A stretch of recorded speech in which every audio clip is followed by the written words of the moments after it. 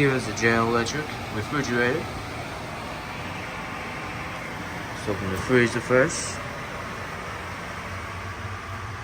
Freezer's just what you expect. It will be cold. Colder than a doorknob. Looks like the paint is kind of chipped off in the corner, but yeah, other than that,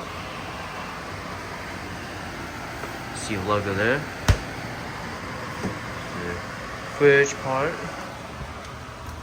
Light bulb works.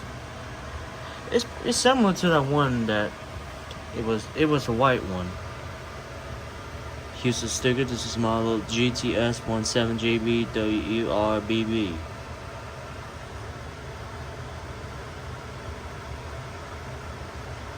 Yep, there's that. Now, the temperature controls is like 9 degrees as cold as, I believe, 9 degrees Fahrenheit. See, the light bulb's still hanging around. But yeah, anyways, here's the refrigerator. That's about it.